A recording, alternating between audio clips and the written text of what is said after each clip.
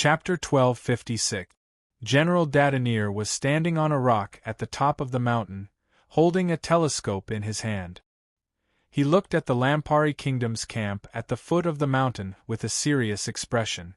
The Lampari Kingdom's army had been at the foot of the mountain for 2 days, but there was no movement at all. It really was a bit strange. But General Dadanir didn't dare let down his guard. After all, he was leading his army to guard the most important pass to the Kanla Empire's northern province.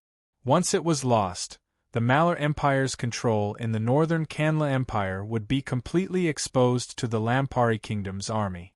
With the current strength of the two armies, if they couldn't stop the Lampari Kingdom's army at this easy-to-defend and hard-to-attack pass, letting them enter the northern plains of the Kanla Empire, it meant that the Malar Empire would lose all the territory they worked so hard to control. However, could they defend it? General Dadanir looked up at the sky and revealed a bitter smile. The Lampari Kingdom's military magic airships were much better than the Malar Empire's in all aspects. When the two armies clashed, it was the Lampari Kingdom that had control of the air, and the Malar Empire could only be suppressed. In order to take back control of the air, it's said that the Empire had already begun discussing the Magician Legion system.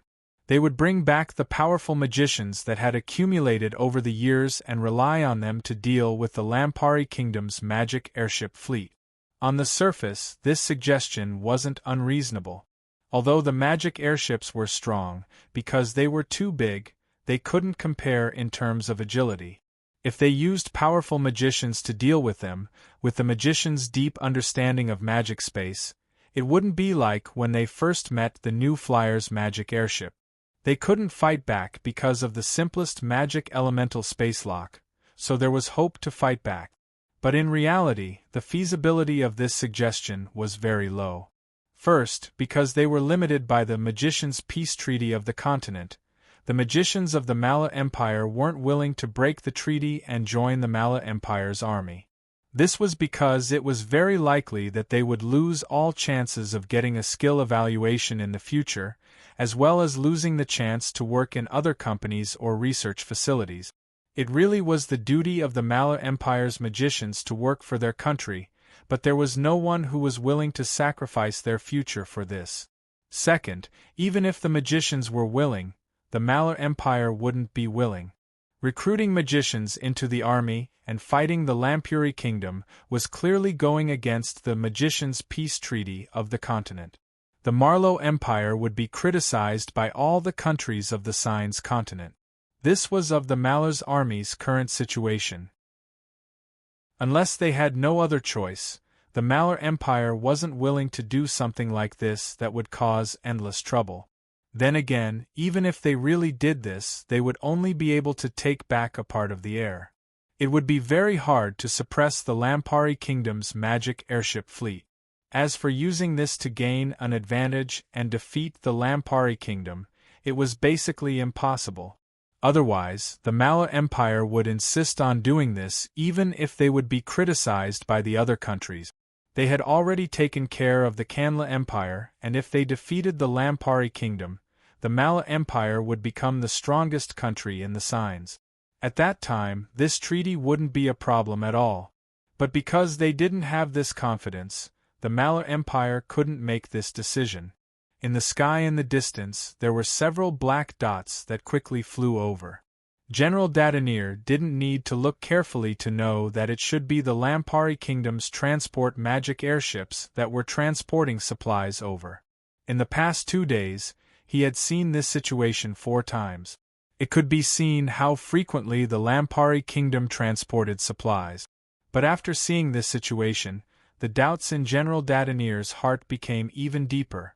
Since the Lampari Kingdom was willing to use the transport magic airships to transport supplies, it meant that their desire to attack was very strong.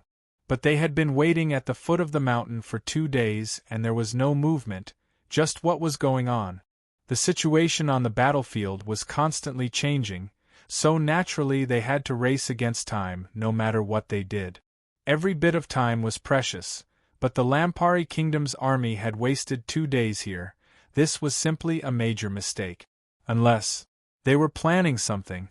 Thinking of this, General Dadenir put down his binoculars in an annoyed manner. He took a large magic communicator from a guard beside him and made a call. "Hey Hanich, how is it on your side?" "Nothing much." There was a calm and steady voice that came from the magic communicator. "What? Is there a situation on your side?" "It's better if there is a situation." General Dadenir groaned. General Dadenir gave a snort. "Those damn Lampuri people, they've been waiting at the foot of the mountain for 2 days, and they haven't done anything. Just what do they want to do? Perhaps they're just blocking you."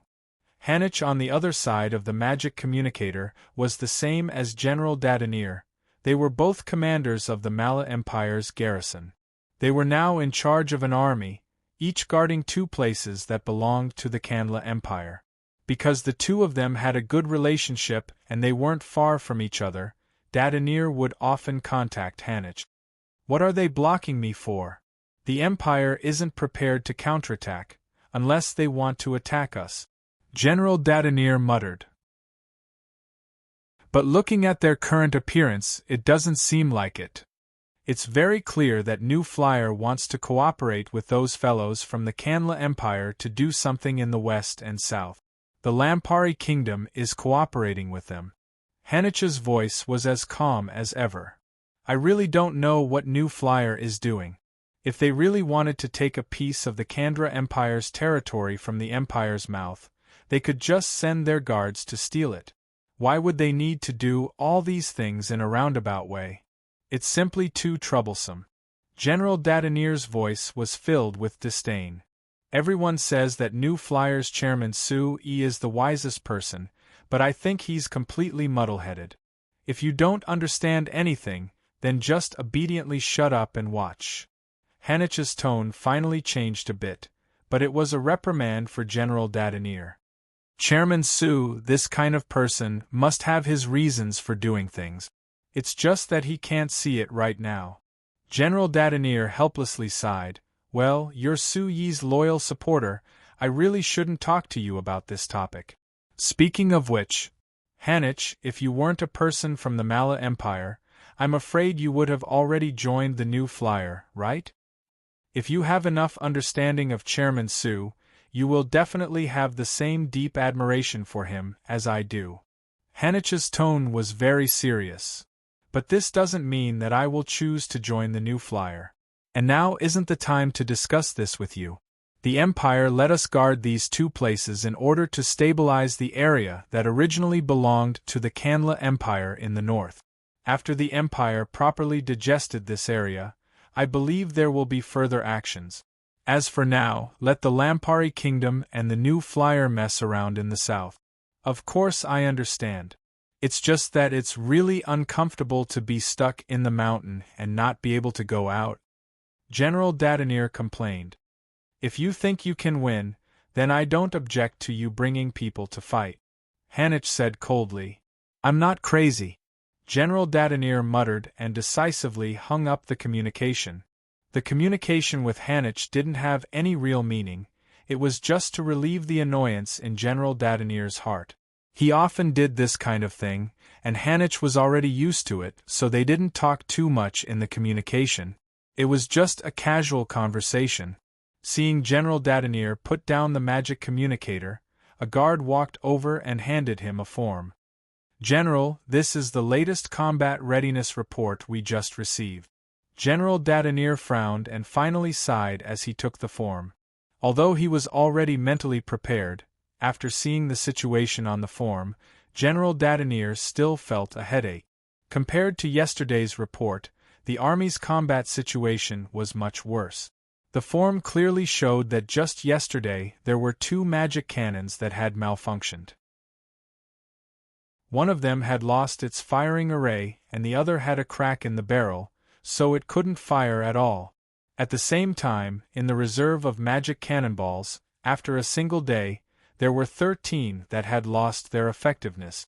Adding in the 37 magic repeating guns that had malfunctioned, the tracks of a magic tank had fallen off, and even over 100 eggs in the warehouse had disappeared for no reason. All kinds of bad situations accumulated, making General Dadenir annoyed.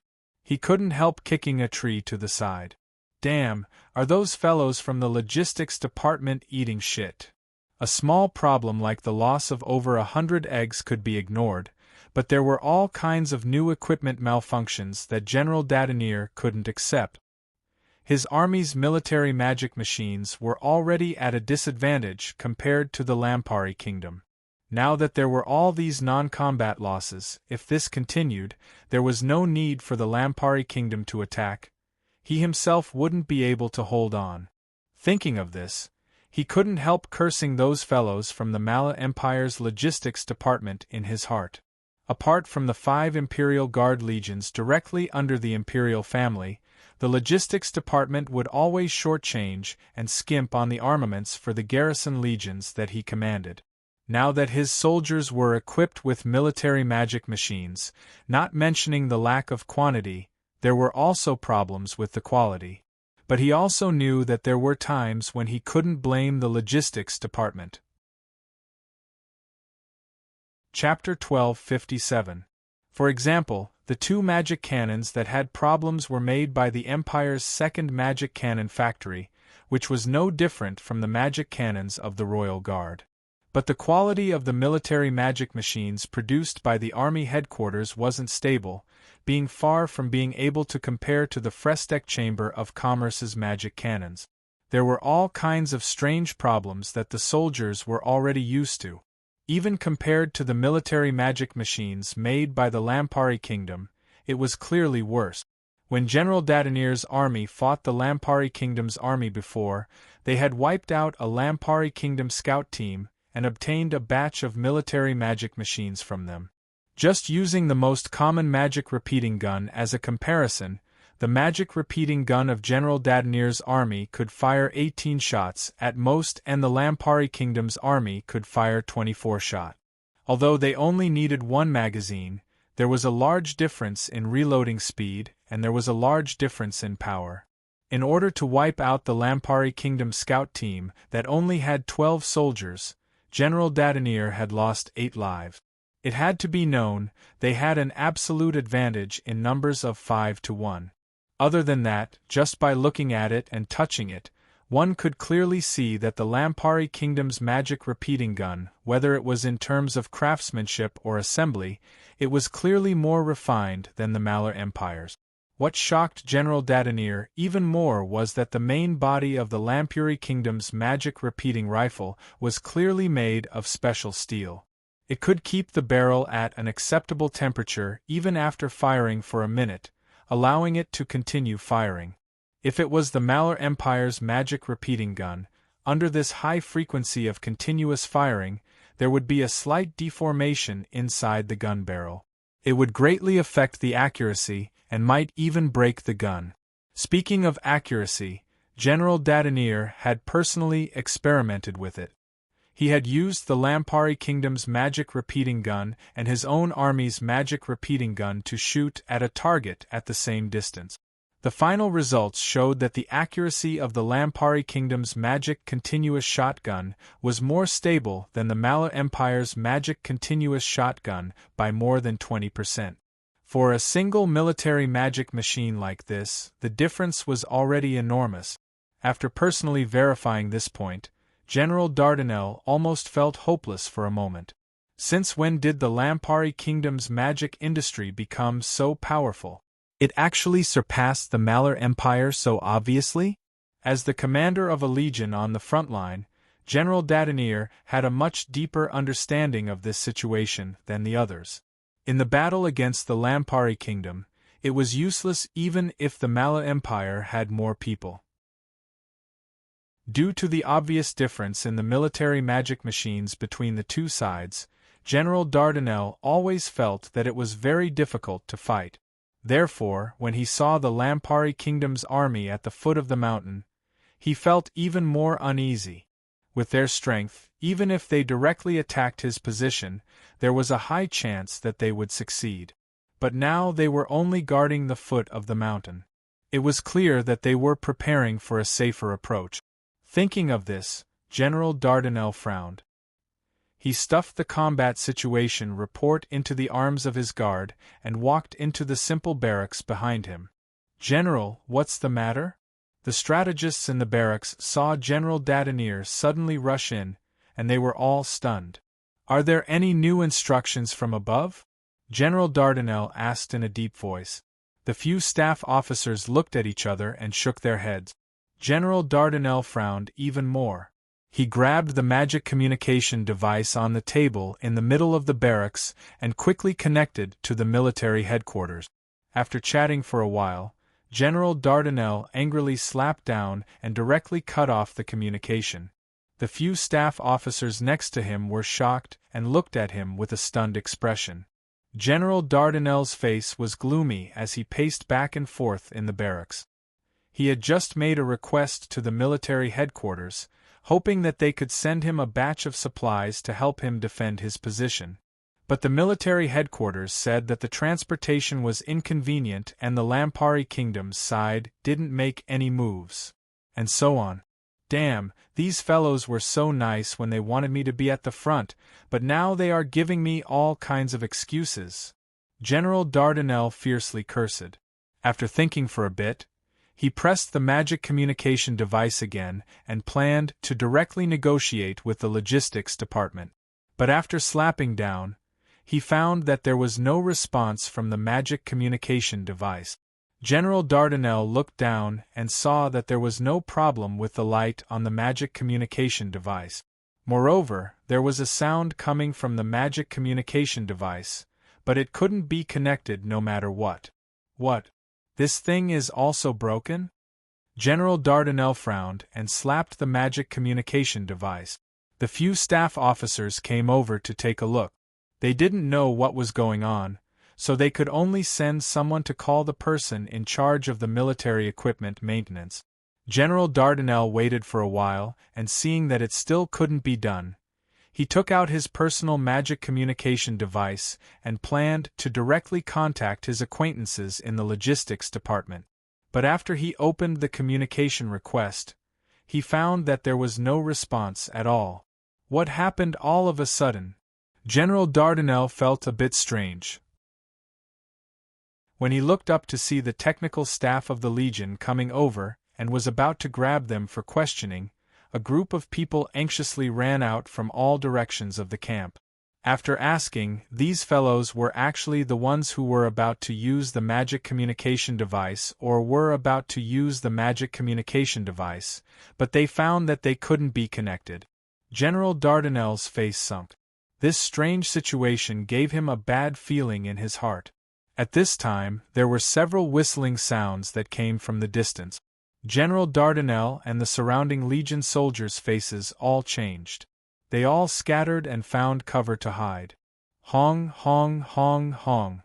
Continuous sounds of explosions rang out, and the camp was immediately in a mess. Seeing that a guard was with him, General Dardanelle kicked his butt and angrily roared, "What are you hiding for? Why aren't you giving the order to open the shield?" The guard hurriedly responded, but before he could walk out, a pale green light had already risen from the position and turned into a semicircular cover, covering the position. The magic cannonballs that whistled through the air smashed into these light green covers, but they could only create ripples on the surface. They couldn't directly fall into the formation like before. General Dardanelle let out a sigh of relief and came out from his hiding place. When General Dardanelle received the mission of guarding the pass, the first thing he requested from the military was a complete set of the latest rock-level magic protection system. Although it was still far from the top-level Guardian Goddess level, a complete set of rock-level magic protection system developed by the Mala Empire was enough to block most of the known military magic machine attack. Although the Lampari Kingdom's firepower was stronger than the Mala Empire's, as long as the system had enough magic stones, the camp was safe. General Dardanelle could prepare a large amount of high-concentration magic crystals to maintain the protection system for more than 10 hours. It was enough to withstand the continuous attacks of the Lampari Kingdom for 10 hours. But even if the Lampari Kingdom's military was better than the Mala Empire's, it was impossible to maintain such a high-intensity attack for 10 hours. So General Dardanelle believed that at least the camp would be fine in a short period of time. As for the longer period, it would depend on whether the military could resupply in time. Alright, why are you all in a daze? Quickly go to your positions and prepare to counterattack. General Dardanelle roared and quickly gave the order. It was obviously not good to be passive. If they didn't counterattack and let the Lampari Kingdom attack, even with the protection system, it was impossible to guarantee their safety.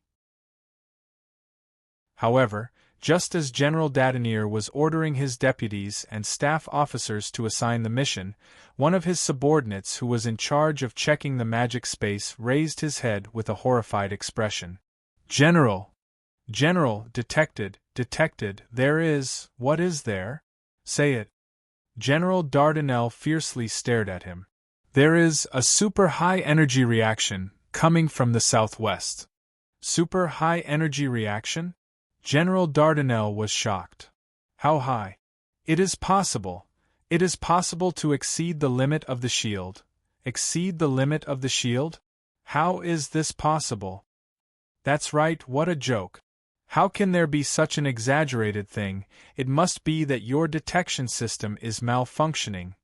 The surrounding staff officers immediately reprimanded him. General Dardanelle frowned and waved his hand, carefully detected again, after confirming. Halfway through his words, a flame suddenly fell. Boom! The flame exploded and instantly engulfed the entire command center.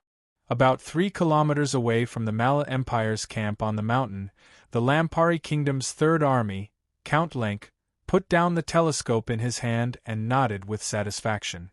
When he saw the Mala Empire's carefully arranged checkpoint, he decided that he couldn't use force.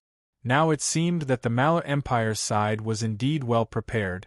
They actually arranged a magic protection system in such a large area.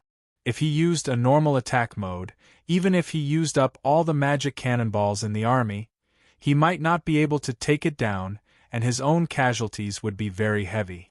But now, he only used 3 shots of the Lampari Kingdom's Moose 1 medium to long-range magic missile to break the magic protection system in one fell swoop, exposing the entire camp to the gunfire.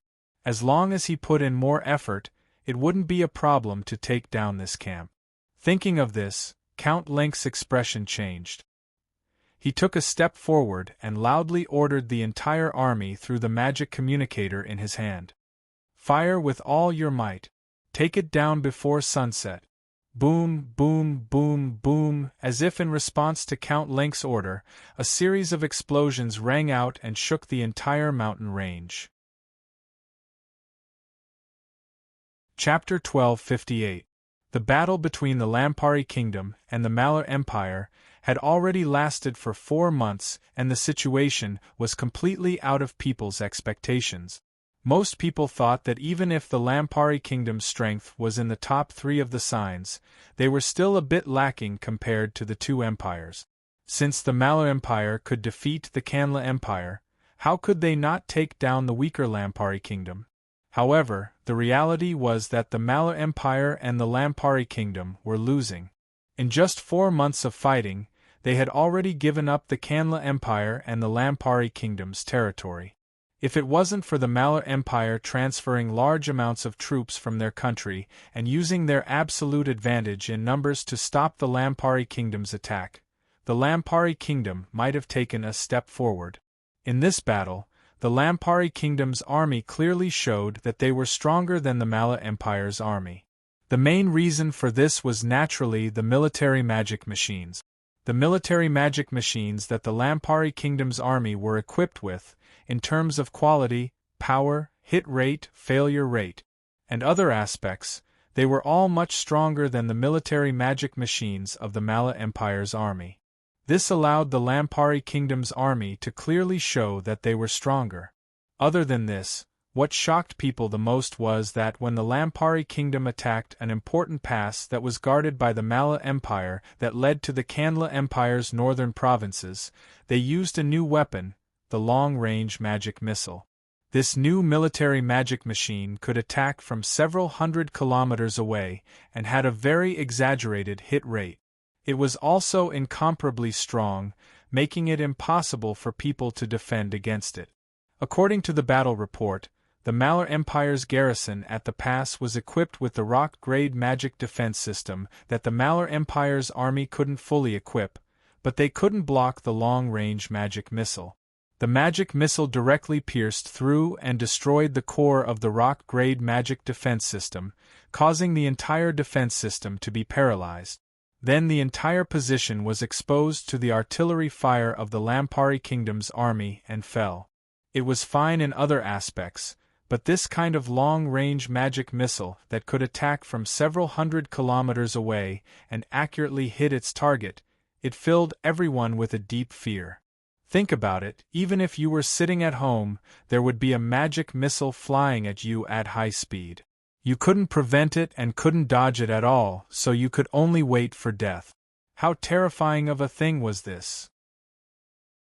Although the Lampuri Kingdom's side announced that the Lampuri Kingdom's long-range magic missiles were only preliminary results and they didn't have that many magic missiles that could be used, so they wouldn't easily use them, how could anyone believe this?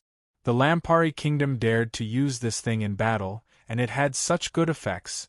It was clear that they had already researched it to a certain degree. How could it be like they said, it was only preliminary research? The Lampari Kingdom saying that they didn't have that many long-range magic missiles made it easier for people to believe. If they really had enough, the Lampari Kingdom would have already used the long-range magic missiles to flatten the Mala Empire's army, so they wouldn't need to use their army to fight them. Another point of view was that with how powerful the long-range magic missile was, it must be very expensive to make.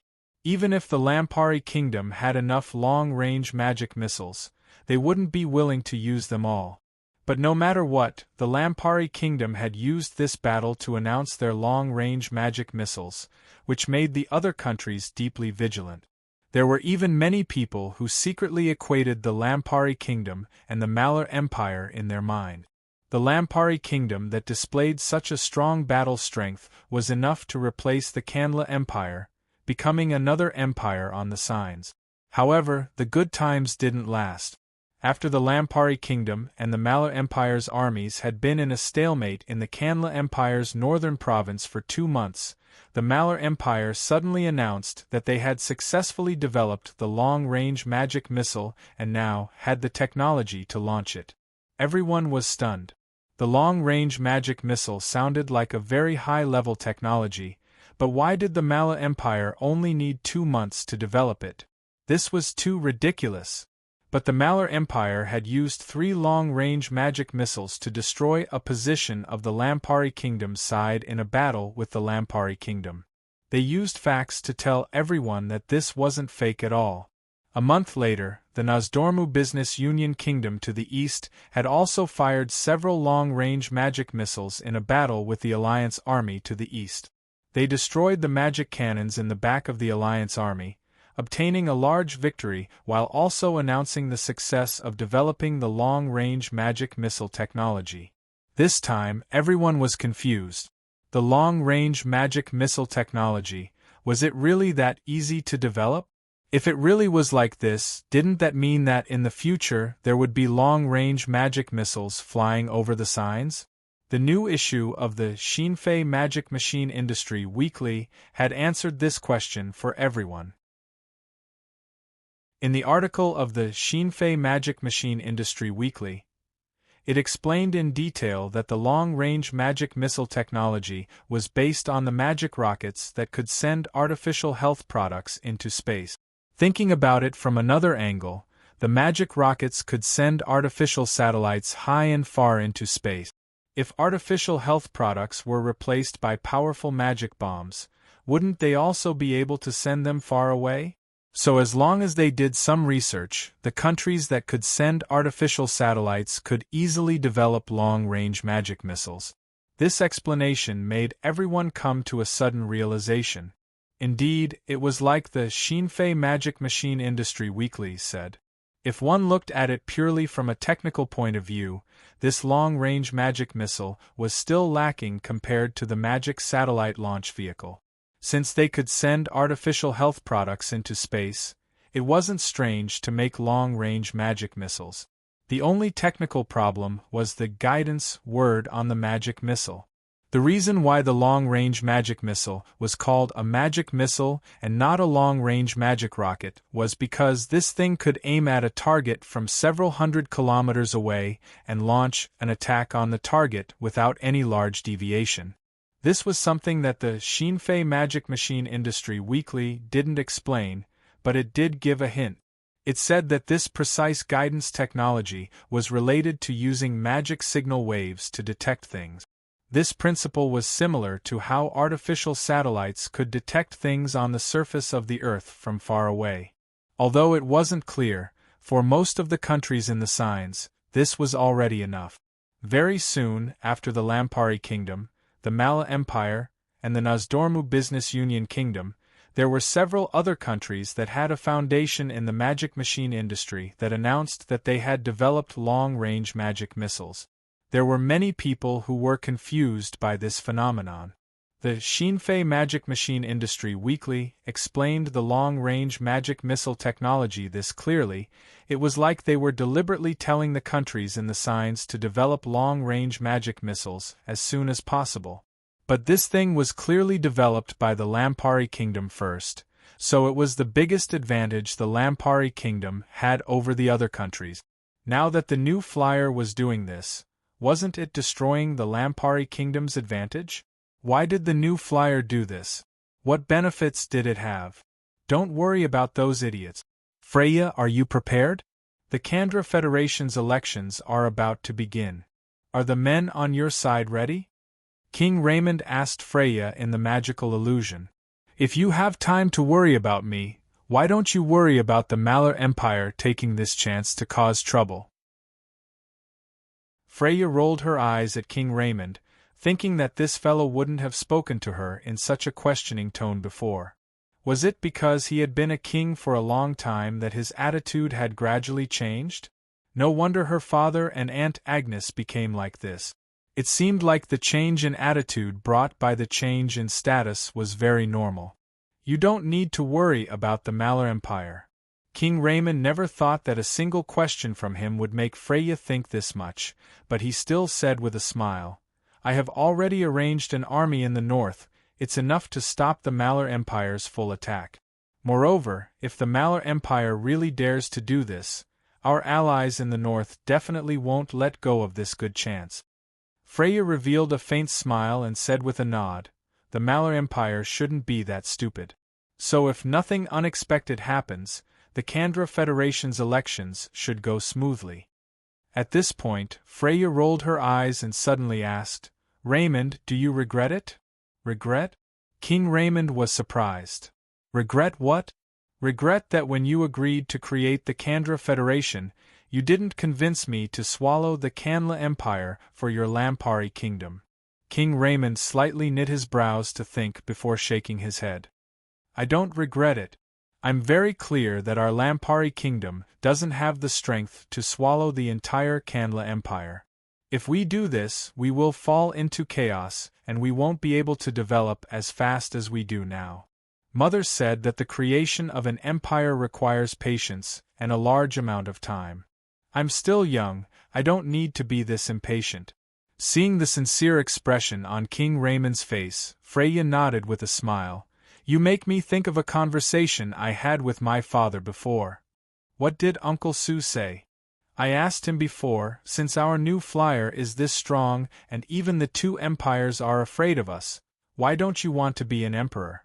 What did he say? He said, his life is limited and time is precious. Creating a country and an empire requires too much time and energy, so he didn't want to waste it, so he wasn't willing. King Raymond was silent for a bit before saying with a soft sigh, Uncle Sue's realm really surpasses ours. He can actually treat the throne like dirt. I can't compare to him. Nonsense, there is no other man in this world that can compare to him. Freya gave a soft snort before revealing a smile. But looking at it from another angle, it has a different meaning. What? He is already old, but you and I are still young. So he doesn't have time, but you do and I do.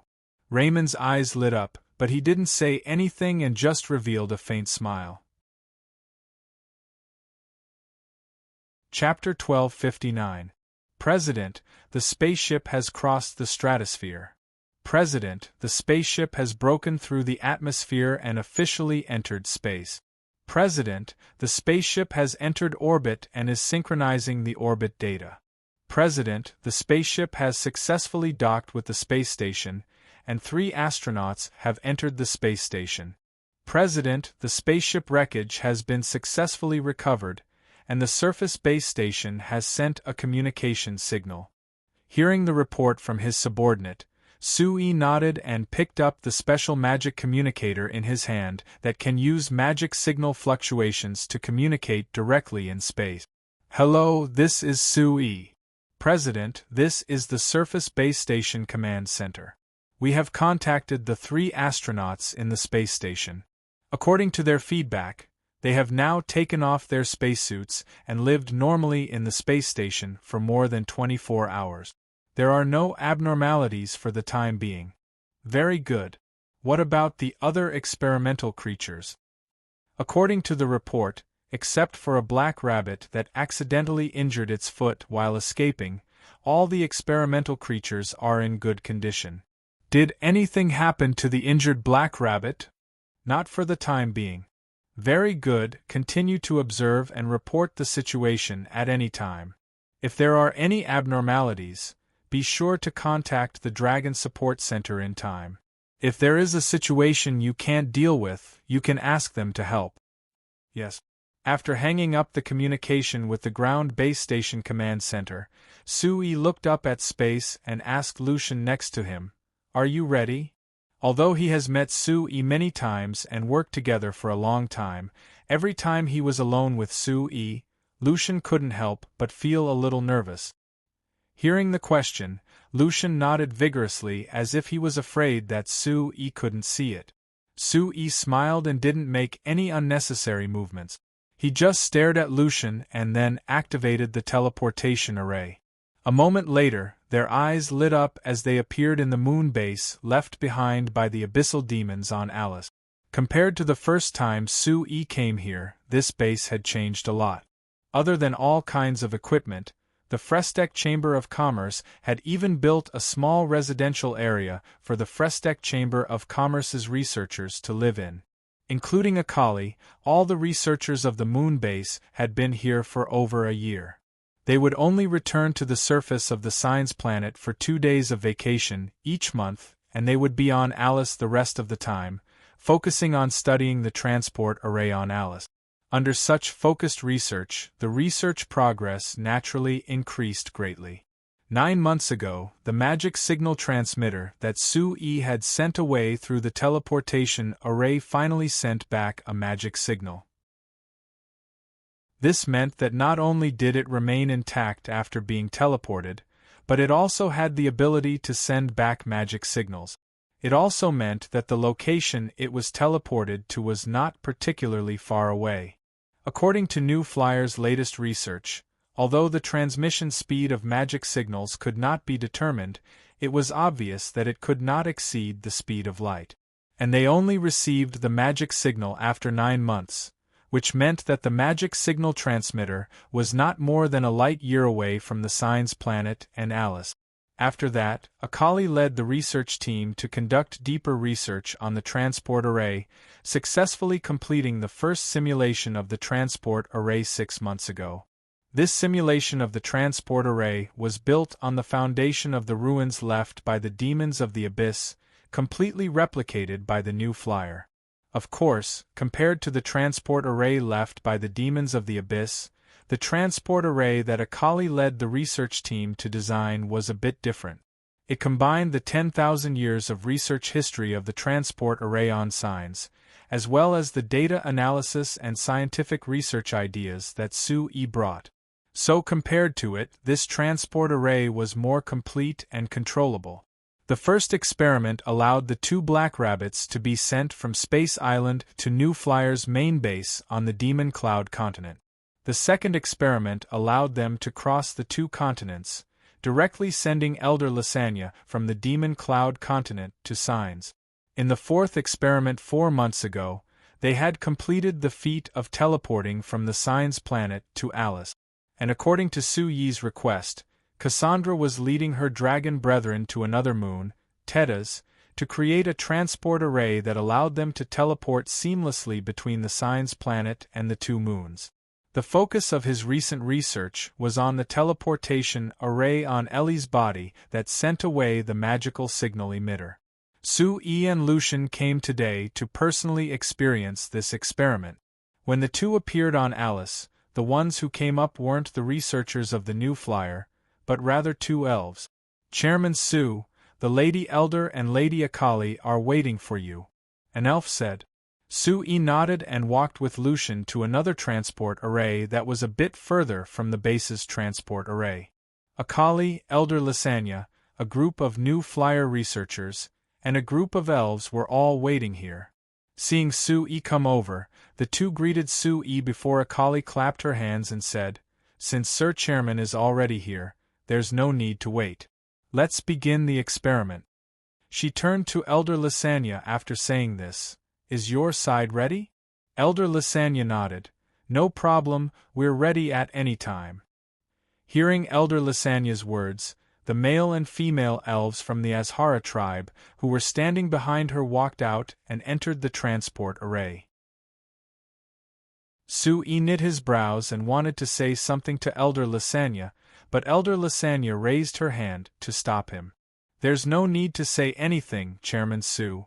Searching for the ruins of our ancestors has been our tribe's long-cherished wish for tens of thousands of years. Now that we finally have this opportunity, we won't miss it." Su Yi could only bitterly smile and shake his head.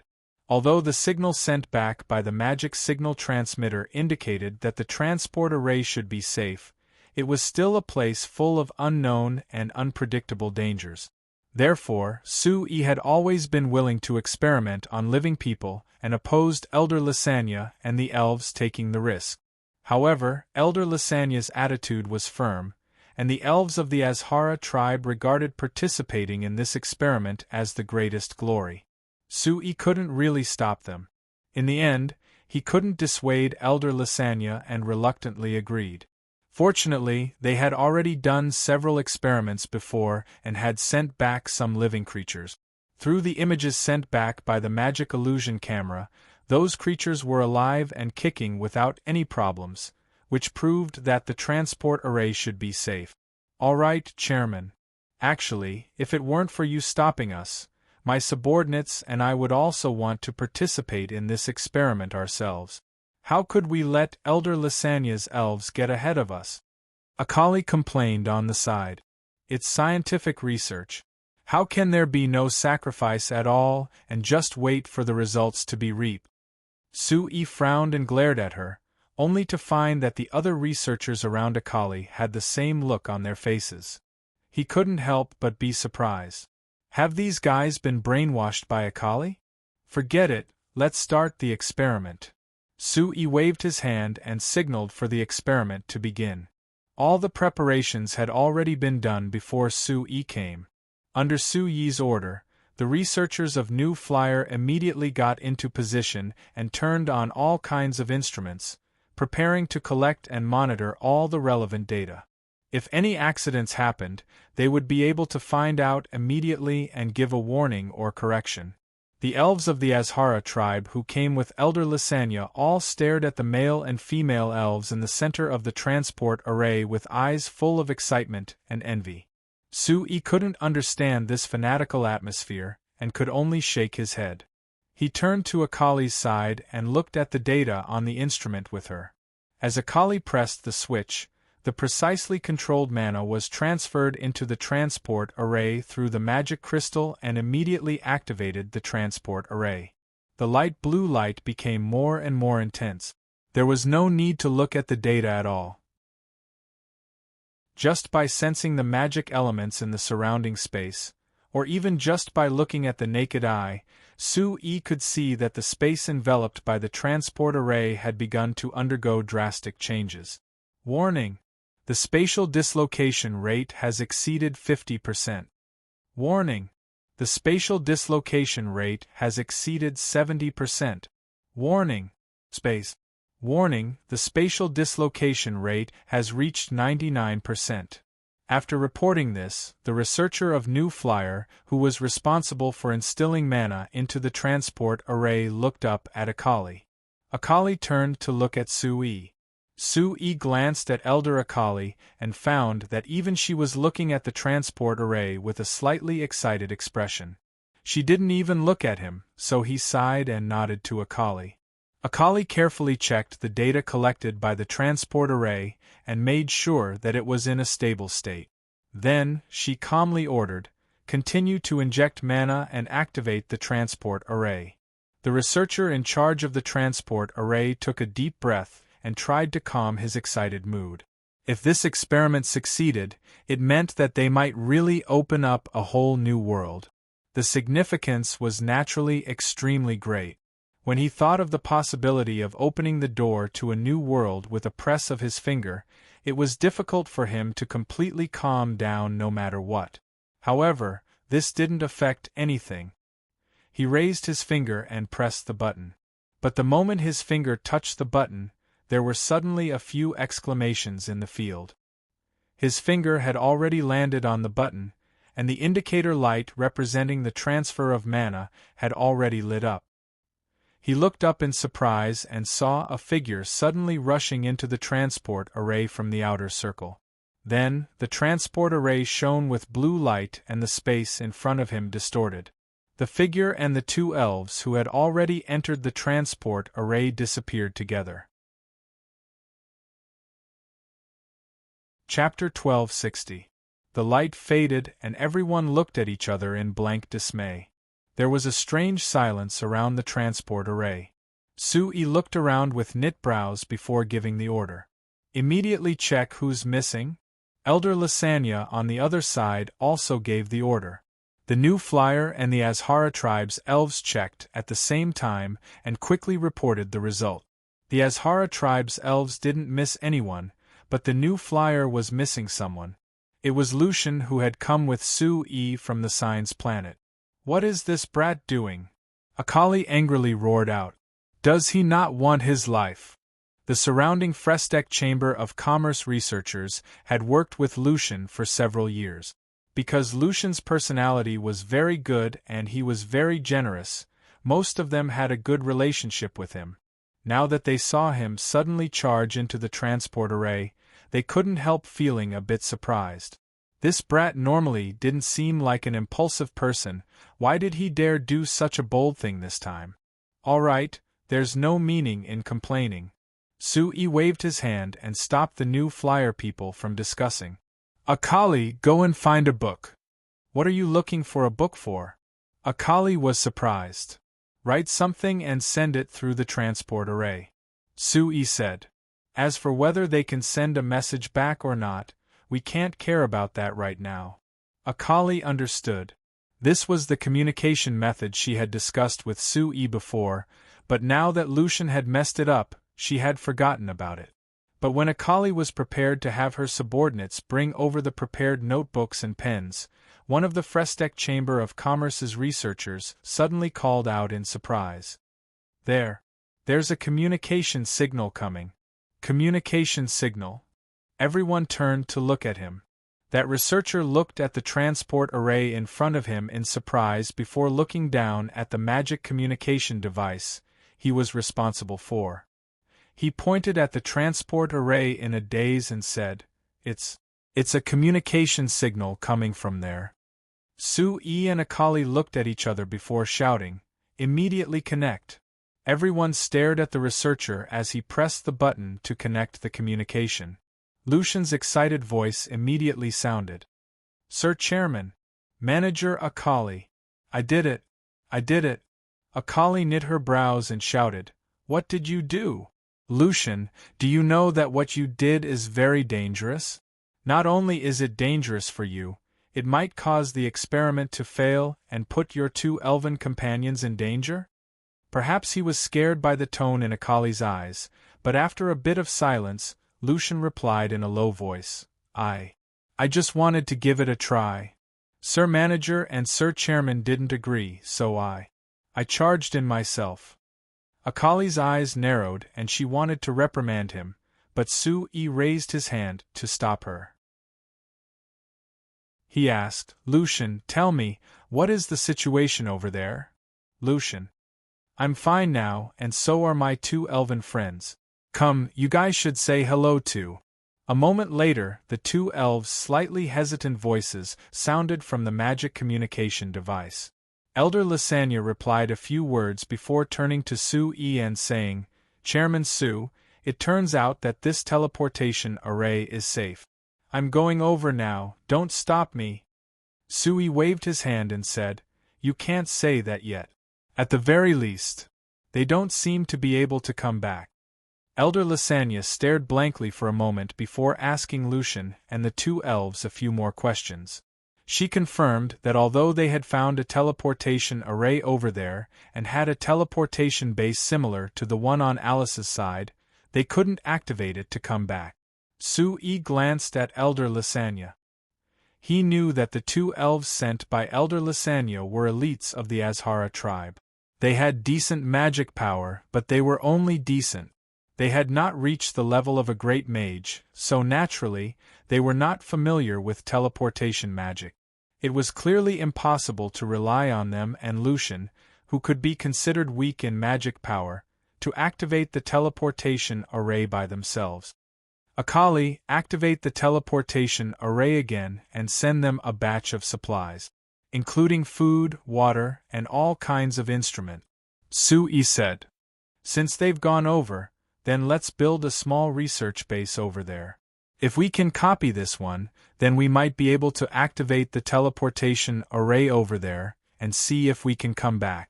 Akelin pondered for a moment before nodding in agreement with Su-Yi's suggestion. Chairman Su, just the 3 of them might not be enough. Should we send more people over? Elder Lysania asked. Su-Yi shook his head and said, It's just a preliminary data analysis, so we don't need too many people. What we need more are instruments and time. We just need to ensure their supplies and keep in touch. Sooner or later, we'll be able to research this magic array. Akali said with a smile, Don't worry. Since that kid Lucian can send sound magic signals back through the teleportation array, it proves that the teleportation array is 2-way. It's just that Lucian and the others haven't found a way to come back yet. After saying this, Akali turned to Su-Yi and said, Lucian can be considered the one with the deepest understanding of magic communication networks among them. He often comes up with some strange ideas that have inspired me many times. This time, he ran over by himself and sent a magic communication signal so quickly. It seems like this was premeditated long ago. I commend his courage, but I can't agree with his methods. Check and see if this kid ran into something that made him take such a risk. Akali gave a shrug and casually replied, not caring that much. Although Lucian was one of her more capable research assistants, she didn't interfere in his personal life and didn't think that this was a big deal. Now that Lucian made such a risky move, perhaps it was because something happened, but the result was good. After chatting with Lucian through the teleportation array for a while, they basically determined the situation on the other side.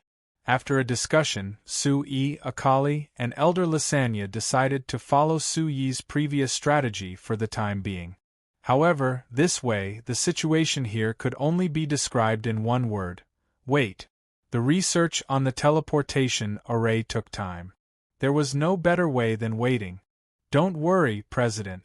Judging from the situation we have now, I estimate that we will be able to make a breakthrough in a few years at most. At that time, as long as Lucian and the others can come back from the other side, I won't stop you if you want to go. Su-Yi could only smile bitterly. I hope so. The armies of the Mala Empire and the Lampari Kingdom were still in a stalemate at the northern part of the former Kanla Empire. However, in the southern part of the line of confrontation, the territory of the former Kanla Empire had undergone a shocking change. After the fall of Wimbledon City, the various provinces of the former Kanla Empire either broke away from control or declared their independence. However, with the establishment of autonomous governments in the Lamask, Merinda, and Kamal provinces, the other provinces followed suit. After the fall of Wimbledon City, of the 37 provinces of the former Kanla Empire, apart from 4 that were still under the control of the Mala Empire and 3 that were being fought over by the Lampari Kingdom and the Mala Empire, 24 of the remaining 30 provinces had their governments reorganized and became autonomous regions. Coupled with the Toral Autonomous Region, which had left the Kanla Empire due to pressure from the new flyer, the former Kanla Empire that was located in the central and southern parts of the Signs had been replaced by various autonomous regions of various sizes. While they were all called autonomous regions, they were fundamentally different. Most of them were led by the previous provincial governor Fu or the nobles with the most influence in the province. Although their names had changed, they weren't that different from the original provinces of the Kandra Empire. Secondly, there were those that had fallen into unrest due to the workers' unrest, which almost completely broke the old order of the nobles. In the end, they had no choice but to appoint a new council to govern them. There were also some that were controlled by the merchant guilds and relied on their guards to maintain order. And even though there were all sorts of strange names, the so-called autonomous regions all used the same name. It was as if they had come to an agreement beforehand. The other 6 provinces that didn't do so quickly settled down after the Kingdom of Ruhr, the Lampari Kingdom, and the new flyer mobilized their troops in the name of maintaining order on the continent. What was even more shocking was yet to come. A year after Wimbledon City fell, the Kingdom of Ruhr and the Lampari Kingdom entered Wimbledon City together and took Wimbledon City back from the Malar Empire. 2 years after Wimbledon City fell, the leaders of the Kanla Empire's provinces, now known as autonomous regions, gathered in Wimbledon City to participate in the Kandra Federal Parliament. After a month and a half of discussion, a total of 27 provinces came to an agreement and announced the establishment of the Kandra Federal United State. In name, all the provinces of the Kanla Empire, now known as autonomous regions, belonged to the Kandra Federal United State. The autonomous regions were renamed the Kandra Federal United States, and the states under them belonged to the Kandra Federal United States in name, accepting the management of the Kandra Federal United State. But in reality, each territory and each state had their own autonomy. The so-called Kandra Federal United States was just an alliance of territories and state. After serious discussion, the first leader of the Kandra Federal United States, the Kandra President, was decided. It was the Kandra Emperor's third son, the Kanla Empire's third Prince Frank Kandra. So the Kanla Empire had fallen, been destroyed, fell into chaos, and turned into the Kandra Federal United States in the end. The leader was actually a direct descendant of the Kandra royal family. This made people sigh. The world was unpredictable and unpredictable. Chapter 1261. With the establishment of the Kandra Federation, the Kanla Empire's territory finally regained its peace and stability. But for the entire Signs, there was still a long way to go before peace and stability was restored. In the east of the continent, the Nozdormu Business Union Kingdom used their advantage in developing the long-range magic missile technology to heavily injure the Eastern country's Alliance Army, further expanding their advantage. However, the Alliance Army was made up of the Eastern countries and had the support of several Eastern countries behind them. Even if they couldn't resist on the battlefield, with the support of the Eastern countries, they could still barely hold on. They were still in a fierce battle with the Nozdormu Business Union Kingdom. Of course, if one really wanted to compare, What really affected the situation of signs was the battle between the Lampari Kingdom and the Marlodi Empire. Although the Kandra Federation had been established and gathered the Kanla Empire's provinces together, it was impossible for them to be like the Kanla Empire from before, gathering together to become a large country. Therefore, in the current signs, the only large countries that were left were the Mala Empire and the Lampari Kingdom. The Malar Empire had a deep background, and there was no need to mention their strength. In the past few decades, the Lampuri Kingdom had first taken over a large part of the Frankish Kingdom, then they had taken over the Sak Kingdom, and then they had swallowed the Antilla Kingdom. Just in terms of land area, they could compare to the Marlo Empire.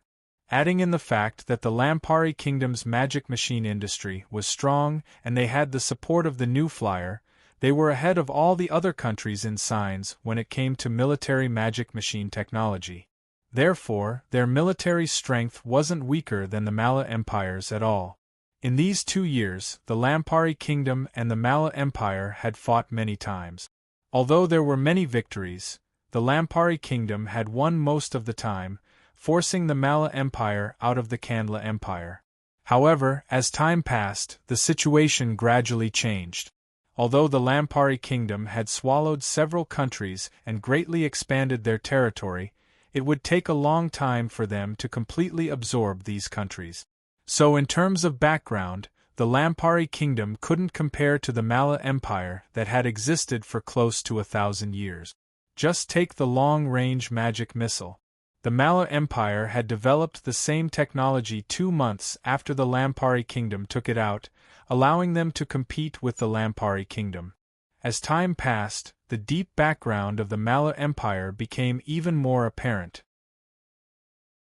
As the war between the two countries intensified, the empire was completely opened and the empire was Sign's military magic machine industry. All kinds of military magic machines were being made.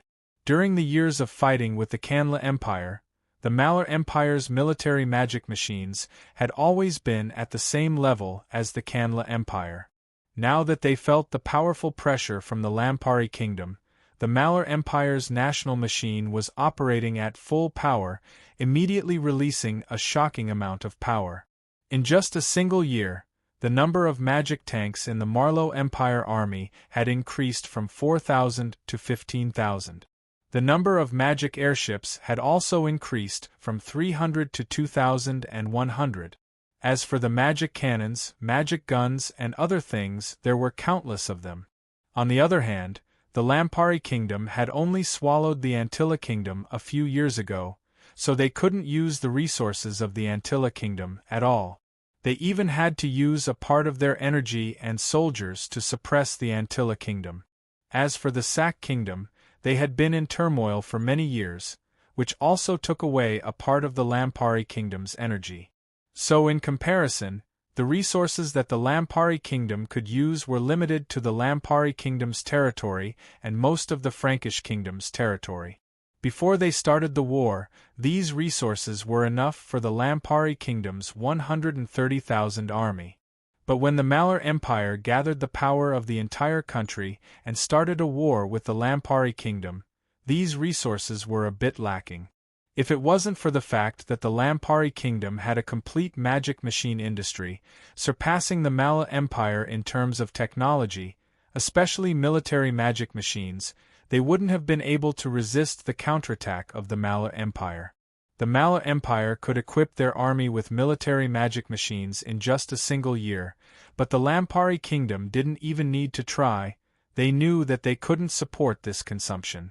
So as the war between the two countries deepened, the absolute suppression of the Mala Empire that the Lampari Kingdom had on the Malar Empire disappeared bit by bit. Rather, they were slowly pushed back by the Malar Empire. When the Lampari Kingdom was at its peak, they had almost driven the Malar Empire's army out of the Kanla Empire's territory, even having 1 foot in the Malar Empire's territory. But after the Malar Empire mobilized the power of the entire country, the Lampari Kingdom's army couldn't take another step forward. After this, the Lampari Kingdom's front line was stretched out, they didn't have enough soldiers, and they had a long supply line, so they began to retreat. After 2 years of war between the two countries, the Lampari kingdom's front line began to retreat for the first time. And with this retreat, it was like a dam collapsing. They couldn't hold on any longer. The Lampari kingdom's army was defeated again and again, retreating again and again. In just 3 months, they had given up the 2 northern provinces of the Kanla Empire. The Malar Empire's momentum became stronger and stronger, relying on the large amounts of military magic machines and supplies from the Malar Empire's rear. They kept advancing. If this continued, the Malar Empire would be able to take over the Kanla Empire like they did a few years ago. They might even attack the Lampari kingdom and take over the Lampari kingdom. Of course, this was based on the premise that no accidents occurred. And war was filled with accident. Continent calendar year 3833 July 6th, a very normal day. However, an unexpected incident happened, and this day became unusual from then on. At noon on July 6th, the Malar Empire and the Lampari Kingdom's armies began a fierce battle in the north of the Kanla Empire. This was a normal battle that had occurred in the past few years, but because of a mistake made by the Malar Empire's magic airship squadron, this battle was recorded in the history of signs. The Malar Empire's 3rd magic airship squadron was bombing the Lampari Kingdom's logistics base, but because they weren't familiar with the terrain, they had miscalculated the location. Because they had met the Lampari Kingdom's magic airship squadron, they had hurriedly thrown down the magic bombs that they had prepared. However, they didn't hit the Lampari Kingdom's logistics base as expected. Rather, they hit a refugee camp that was some distance away from the battlefield. It was fine if this was a normal refugee camp. The Malar Empire would at most receive strong condemnation and protests from the various countries of signs. But this refugee camp had been set up by the New Flyer. Moreover, in this refugee camp, there had been a group of 300 New Flyer guards stationed there. In the bombing, not only had most of the 5,000 refugees died, many of the workers that the New Flyer and the other companies had sent to manage the daily lives of the refugees had also died. Even the New Flyer guards had lost over 100 people because of this. After this matter broke out, everyone in signs was in an uproar. Bombing a refugee camp was something that everyone despised and condemned, but not only had the Malar Empire bombed a refugee camp, they had also killed over 100 New Flyer guards. This was simply a naked provocation to the New Flyer, and it could even be called a declaration of war. In the past 20 years, although the signs had been in various wars and was not peaceful, no matter which country it was, they would tacitly agree on one principle, and that was to not provoke the New Flyer as much as possible. The former president of the New Flyer, Su-yi, had already clearly expressed his wishes, and that was to no longer pay attention to anything related to the New Flyer. At the same time, he had also expressed the attitude of the New Flyer, which was to not participate in the internal affairs of any country or any war between two countries. In the past 20 years, Su-yi had almost always stayed in the Demon Cloud continent, and indeed did not intervene in the affairs of the signs. As for the New Flyer, although the point of not intervening in the internal affairs of other countries was debatable, the point of not participating in any war between two countries had always been strictly adhered to. Although many people suspected that the New Flyer would secretly support the Lampari Kingdom, the Nozdormu Business Union Kingdom, the Kingdom of Ruhr, and the Drake Duchy, these countries that had good relations with them, the New Flyer had indeed not directly supported these countries in these years, and it did not form an alliance with the Kingdom of Ruhr to invade the Kanla Empire like nearly 30 years ago. Therefore, regardless of whether they believed it or not, no country would want to provoke the New Flyer. No country would be so stupid as to provoke such a powerful enemy for no reason. However, now that such an incident had occurred, would the New Flyer still adhere to the previous principle of not intervening in the war between the Lampari Kingdom and the Malar Empire? Chapter 1262. Duke Yodel, Duke Masalan, I represent the new flyer to formally propose to the two countries to stop this war and sign an armistice agreement. The new flyer's foreign relations minister Fema pushed up the glasses on her nose and looked at the two people sitting at the table with a serious expression, as she spoke of her intentions with a serious expression. To be able to invite these two dukes, who were in charge of the front lines of the Lampari Kingdom and the Malur Empire, to sit down and talk to them, even if it was the new flyer, it still took a lot of effort and effort. The Lampari Kingdom side was easy, but Chairman Freya would agree if she mentioned it to King Raymond. But the Malur Empire's side didn't immediately agree to the new flyer's request. Rather, after the new flyer contacted them and finally contacted Duke Southgate, who was the finance minister of the Malur Empire, the Malur Empire finally agreed. This meeting could be considered the first meeting between the front-line commanders of both sides. It had a special meaning, but the atmosphere wasn't harmonious. Hearing Fema's words, the Malur Empire's front-line commander Duke Masalan gave a cold snort. "Your new flyer wants us to stop fighting? What a joke! Why should we listen to you?" Fema looked at him, not being surprised by his reaction. According to the reports, Duke Masalan was one of the representatives of the Malur Empire's military, being the one who advocated war the most. To have him agree to a ceasefire, it was harder than ascending to the heavens. Your new flyer isn't embarrassed to say that you won't interfere in the war between the other two countries? When our Malur Empire was at a disadvantage, why didn't you jump out? Now that we've turned the situation around, once you see that the Lampari Kingdom is at a disadvantage, you quickly jump out to stop fighting? Pay. Duke Masalan's face was filled with disdain, as his eyes looking at Fema were filled with open aggression, not hiding it at all. The Lampari Kingdom is at a disadvantage? Hearing his words, Duke Yodel, the frontline commander of the Lampari Kingdom, laughed coldly. "Don't think that you have the right to be arrogant in front of me just because you won a few meaningless battles. Do you really think we can't beat you? Is it not?" Duke Masalan glared back. "If you're not convinced, let's go back now. Do you believe that I'll immediately beat the crap out of you?" Then, he glanced at Faven and sneered, "Don't think that you can be arrogant just because New Flyer wants to help you. Let me tell you, those rookies in the New Flyer Guards have never seen blood in so many years. So what if they joined the battle? The way I see it, the people outside are just scaring themselves by making the New Flyer sound so scary. Actually, the New Flyer is already on its last legs, right? Otherwise, he would have led his troops directly to our empire like Chairman Su did in the past. Why would he need to waste his breath here? Duke Masalan, please pay attention to your words. Our new flyer has always adhered to the principle of peaceful coexistence and common development. Unless it's necessary, we won't use force easily. When it's necessary.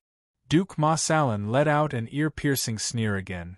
Previously, those guys from the Lampari Kingdom were about to reach our Malur Empire. Why didn't New Flyer jump out and say that? Now that we're about to reach the Lampari Kingdom, you think it's necessary? Heh, it's different to have a son as the king. Hearing the last sentence, Faven's expression changed. Duke Yodel was furious. He stood up and slammed the table. He pointed at Duke Masalan and shouted, "Shut up! No matter what, you're still a duke. Don't you feel ashamed for saying such things?" Duke Masalan looked at him from the corner of his eyes and sneered, "What? Are you feeling guilty because I'm right?" Duke Yodel angrily reached into his pocket and took out a magic pistol. He pointed the muzzle at Duke Masalan. "Take back your words immediately. Otherwise, don't blame me for being impolite." Duke Masalan was not afraid. He even shrugged with a smile. "Shoot. See if I'll blink." At this time, the personal guards behind the two also took out their guns and aimed at each other. The atmosphere instantly became extremely tense. "Please stop." Faven's voice sounded. In this tense atmosphere, her voice became extremely calm, instantly easing some of the tension. "Gentlemen, I invited the two of you here to discuss a truce, not to start a war. Ferwin turned around and stared at Duke Mossalin. Duke Mossalin, the reason why our Frestec Chamber of Commerce chose to stop fighting at this time is because I think you should understand. If it wasn't for your Mala Empire's excessive behavior, New Flyer would never interfere in the dispute between your two countries. Duke Massalin's expression froze. Of course he understood. New Flyer jumping out at this time was of course because of the refugee camp incident. Whether the Marlow Empire's magic airship fleet made a mistake or not, the fact was that the Frestec Chamber of Commerce had lost over 100 guards and staff, as well as losing a large refugee camp. The Frestec Chamber of Commerce had lost the halo that could protect the refugees, which was equal to a heavy slap to the Frestec Chamber of Commerce's face. If New Flyer didn't react to this, that would be strange. What the Malar Empire was most worried about was that New Flyer would use this matter as an excuse to participate in the war. They would form an alliance with the Lampari Kingdom to declare war on the Malar Empire. If New Flyer made this choice, the Malar Empire would be under a large amount of pressure. Although the Mala Empire had developed for many years and their magic machine industry had already formed a complete system, they could even break away from the influence of New Flyer. It wasn't like 20 years ago when the two empires couldn't stop New Flyer even if they worked together. However, New Flyer's strength was terrifying, so it was best if they didn't make a move. Our company is worried that if this war continues, with the scale of the war between your two countries, this kind of thing will become more and more frequent. Not only will it affect the peace of the continent, it will also seriously damage the benefits of our company. So, we seriously request a truce from both sides. Duke Marceran gave a laugh. He thought that the Frestec Chamber of Commerce was quite straightforward, directly saying that this would seriously damage their benefits, so they asked for a ceasefire. However, New Flyer's benefits were not the same as the Mala Empire's benefits. Duke Mossalin stood up. Manager Favin, the Malar Empire will never agree to a truce. If New Flyer wants to join forces with the Lampari Kingdom, please do so. Help me pass a message to President Freya. She is not her father, Chairman Su Sui. New Flyer is no longer the New Flyer that the two empires couldn't deal with 20 years ago. Tell her to have some self-awareness and take care of herself. After saying this, Duke Mossalin left. Duke Yodel stared blankly at the direction Duke Mossalin left, then turned back to look at Favin. Minister Favin, this. He never thought that the Mala Empire's attitude would be so tough. Did they really think that New Flyer was nothing to worry about? However, after thinking about it, perhaps Duke Massalin's words made sense. After all, it was different from 20 years ago. The magic industry of the various countries on the continent was developing extremely rapidly. The gap between the magic industry and New Flyer was very small. In terms of military magic machines, the major countries were investing in the development of magic machines. The gap between them and New Flyer was even smaller. There might even be no gap at all. Otherwise, why didn't New Flyer really make a move for so many years? Even if there was any military action, it was only to bully the primitive natives on the Demon Cloud continent who had not experienced the baptism of the magic industry civilization. According to the intelligence, their combat power was very ordinary. If this was really the case, then New Flyer's combat power was far less powerful than before. For the Marlow Empire to have this kind of attitude, it was understandable. Favin saw the changing expression on Duke Yodel's face. How could she not guess Duke Yodel's thoughts? However, she didn't want to explain anything. She just nodded at Duke Yodel and said, "Don't worry, our Chamber of Commerce will not give up on the truce. Duke Yodel, I hope the Lampari Kingdom will cooperate more." Duke Yodel smiled bitterly. Cooperate? How could they cooperate? Negotiations between countries could only be built on the basis of strength. If New Flyer and the Lampari Kingdom couldn't suppress the Mala Empire, then no matter how they negotiated, it would be a waste of effort. However, New Flyer's current strength was still a mystery. Not only did Duke Mossalin have doubts, but even Duke Yodel had doubts in his heart. If the combat power of New Flyer's guards was actually very weak, then how could the Lampari Kingdom rely on their strength? What made Duke Yodel even more suspicious was New Flyer's choice this time. If it was the previous New Flyer, and more than 100 of its guards were killed, perhaps Chairman Su would have directly declared war on the Mala Empire without saying anything. He wouldn't have sent someone out and tried his best to propose a truce. In the eyes of others, it was simply a sign of weakness. Thinking of this, Duke Yodel strongly missed the previous New Flyer, Su-yi. If Chairman Su was still here, no matter how bold Duke Mossalin was, he definitely wouldn't dare act this arrogant, right? Chapter 1263. Duke Mossalin was very tough in front of Fei, and could even be considered arrogant, but he was only a front-line commander in the end, so he couldn't completely represent the Malar Empire. Compared to Duke Mossalin, the Malar Empire's official attitude was much more tactful. But no matter how tactful it was, the Malar Empire's attitude was very clear. They definitely wouldn't agree to the ceasefire agreement proposed by the New Flyer. Or to be more specific, they definitely wouldn't accept the terms of the ceasefire agreement proposed by the New Flyer. To the Mala Empire, they clearly had the absolute advantage, and as long as they kept this up, they would be able to defeat the Lampari Kingdom sooner or later. They would be able to destroy the Lampari Kingdom and become the only powerful empire in the signs, ruling over all the signs.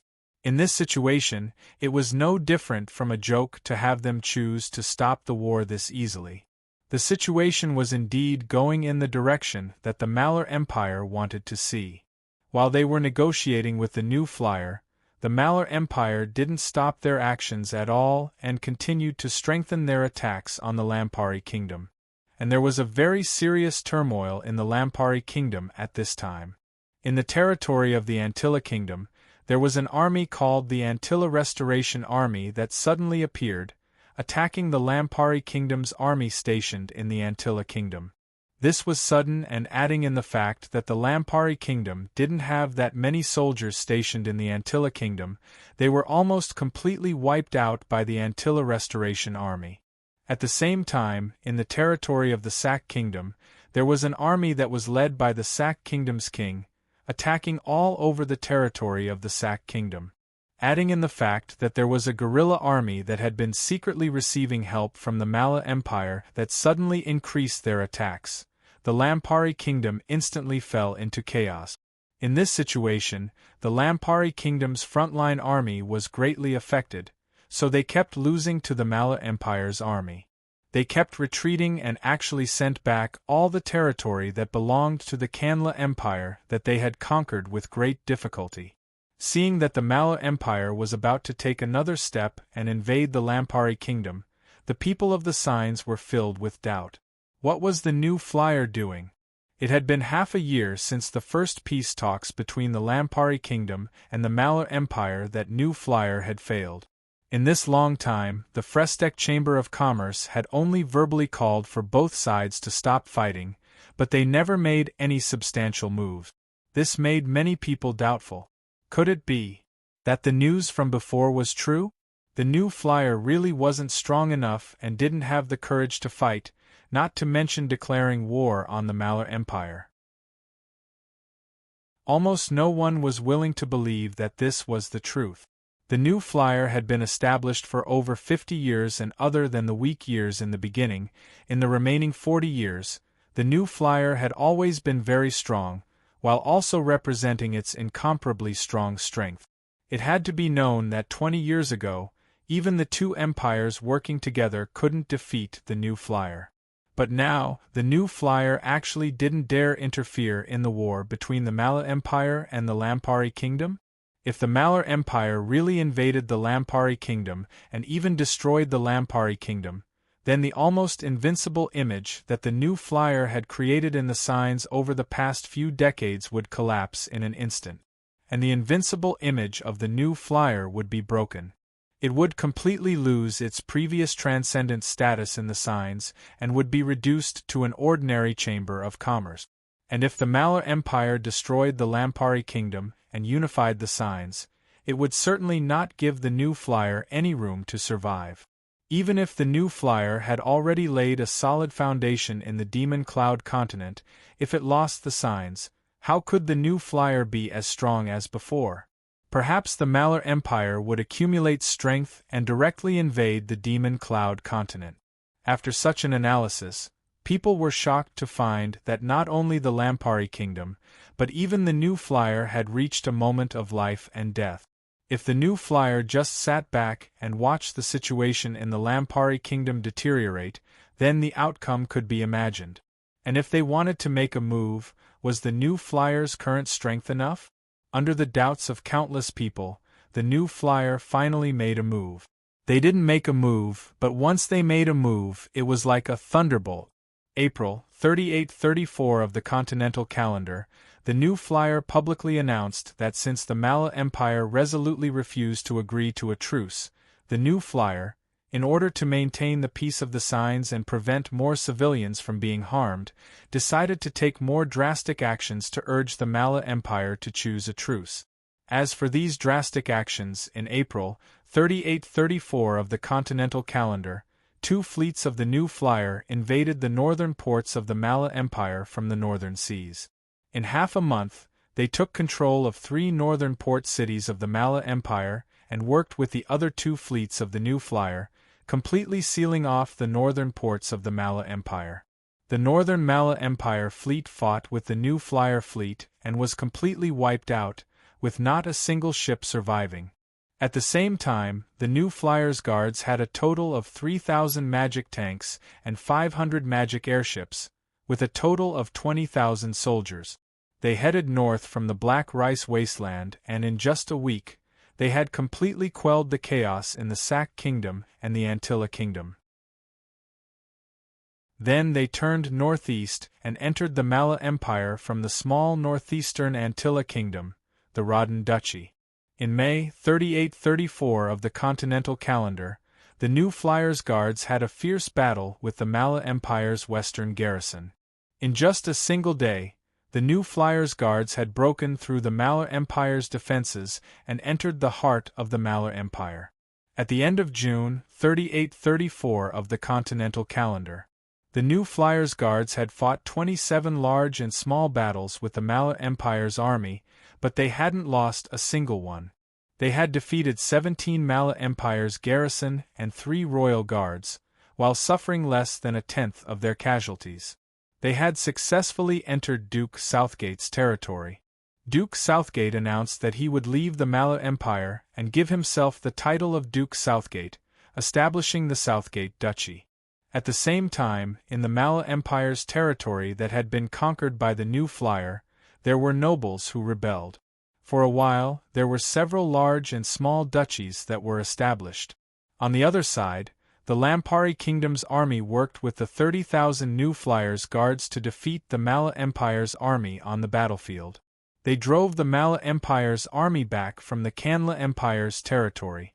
This time, the Lampari Kingdom and the new flyers' army didn't just stop at the Mala Empire's border, they directly invaded the Mala Empire's territory. At the same time, in the far east of the continent, on another battlefield, the 10,000 new flyers guards and the 50,000 soldiers sent by the Levin continent landed on the east coast of Signs, working with the Nozdormu Business Union Kingdom to easily defeat the eastern country's army. In just a month, the eastern country's army was defeated and the alliance was disbanded.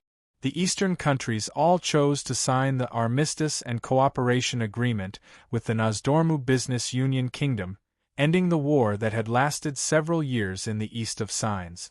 Continent Calendar Year 38-35 February, the Lampari Kingdom, the Kingdom of Ruhr, the Drake Duchy, the Nozdormu Business Union Kingdom, the Kandra Federation, and the new Flyers Guards formed an alliance and attacked the Mala Empire again. Under the strong pressure of the alliance, the Malar Empire's emperor made a speech to the outside world. He said that even if they had to die together, they wouldn't allow their country to fall into the hands of the enemy, intending to use the power of the entire country to resist the alliance. Continent calendar year 3835 April, the alliance and the Mala Empire began a large battle. In the end, the Mala Empire's side lost 130,000 soldiers.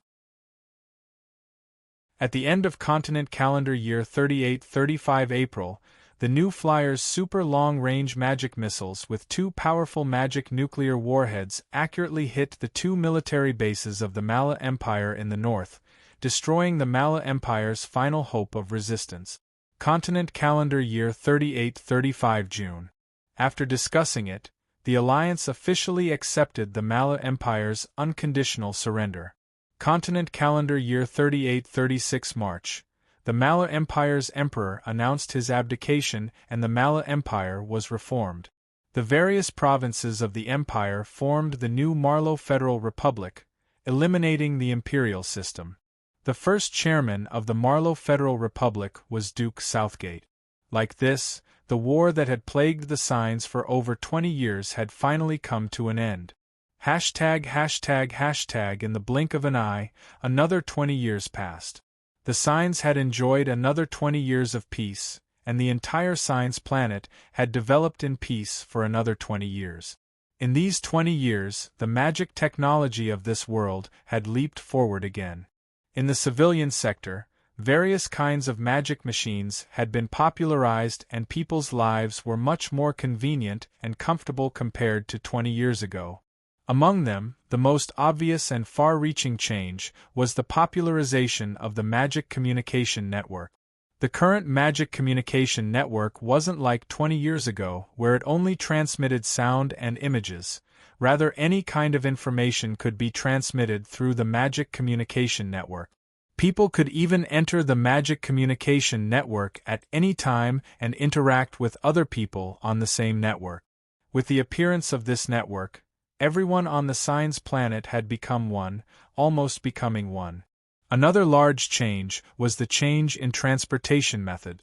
The magic airship had already been popularized, and there were even many rich families who could afford small magic airships for their personal use. In terms of public transportation, although faster cars, magic airships, and boats kept coming out, they were no longer the main form of transportation. The transport array that the Shinfei Guild had popularized 20 years ago had already replaced all forms of transportation. Using the transport array, people could even instantly go from Signs to the Demon Cloud continent, crossing over 10,000 kilometers. Because of the appearance of this method of transportation, people didn't even have the concept of distance anymore. No matter where you lived, as long as you wanted to see another person, you could contact them through the magic communication network and use the transport array. At most you would only need to take a short magic bus and walk 2 steps to reach your destination. If it wasn't for the new flyer strictly controlling the private transport arrays, perhaps those rich and powerful people would have set up a transport array in their homes, connecting to the transport network to make it easier to travel. But even so, large families were qualified to buy small magic airships for their personal use, which was much more convenient than normal people. This kind of convenient transportation method made people feel like the planet under their feet had become smaller, so they all turned to look at the endless starry sky. Under the lead of the new flyer, even if the transport array allowed people to directly go from Signs to Alice and Tetas, or even to planets further away, or even to star systems further away, all the countries were still focused on developing the space industry. Because it was like Sue had said before, although the transport array could instantly send you from Signs to the Demon Cloud continent, if you wanted to reach your destination, you had to walk a certain distance yourself. It was the same for traveling through space. Even if the transport array could send you to another planet that had already been explored, if you needed to do something in space, the transport array couldn't do anything and you had to fly there yourself. With the lead of the Frestec Chamber of Commerce, outside the Signs planet, there were countless satellites and space bases. The newly developed spaceship could even achieve hyperspace travel in the true sense because of the new research breakthrough in teleportation magic. The last successful experiment was the new Flyer's Explorer spaceship. Through hyperspace, it actually flew out of the star system the science planet was in. Regarding the success of this experiment, the Magic Research Institute of New Flying Chamber of Commerce's chief Evita said that as long as the new flyer solved the problem of the star system's coordinates, they would be able to truly travel through space. No one doubted the new flyer. Everyone was looking forward to what Sue-Yi had said before, the true era of space travel. ##### Sue-Yi stood in the starry sky transfer array above Alice, and he was actually a bit nervous. Speaking of this, it was a bit funny. Even if he was the previous chairman of the Frestec Chamber of Commerce and the person with the most prestige in the Frestec Chamber of Commerce, this was his first time experiencing the interstellar travel that countless researchers and normal people had experienced. Even this time, Steele and the others strongly opposed it, saying that they didn't want him to take this risk. If it wasn't for him losing his temper, they wouldn't have been able to go through this trip. "Sir Chairman, are you prepared to return it?" a new flyer employee nervously asked Sue-Yi. "All right, let's begin." The employee nodded, but his head was covered in sweat. He forcefully wiped it before pressing the button to activate the transport array. Sue-Yi's eyes went dark and bright, but he found that the scene in front of him didn't change that much. However, a voice beside him reminded him that he was no longer on Alice. "Sir Chairman, how does it feel to leave Alice for the first time?" Lucian asked with a smile. Sue-Yi turned to look at him and said with a cold snort, "Kid, you came here 20 years earlier than me." Lucian burst into laughter. As the first person who had the courage to go through the transport array and come to this unknown planet, he had the right to be proud. "Sir Chairman, I'll go with you." Lucian said this while leading Sue-Yi to another transport array. "What's the latest feedback from the front line?" Sue-Yi asked. The expression on Lucian's face immediately became solemn. The latest report received yesterday showed that signs of life were indeed found on planet B339, and the exploration team also saw the existence of large creatures with their own eyes. The reason why Sue-Yi insisted on going through the transport array to go to planet B339, which New Flyer discovered at the beginning of this year, despite the opposition of a large group of people, was because the frontline exploration team found traces of life on this planet. Now that he heard Lucian say that they had found the existence of large creatures, Sue-Yi immediately became excited. The transport arrays in New Flyer's possession that could travel through space were actually left behind by the abyssal demons from 10,000 years ago. The so-called exploration was just tracking through the transport arrays one by one.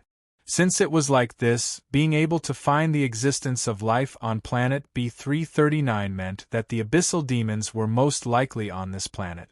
This also meant that they had finally found the abyssal demons. But New Flyer had already discovered planet B339 for 4 months, but there were still no movements from the abyssal demons. This made Sue-Yi feel a bit strange. Properly speaking, these transport arrays were left behind by the abyssal demons, so they should have noticed something strange. Large creature? What kind of large creature is it?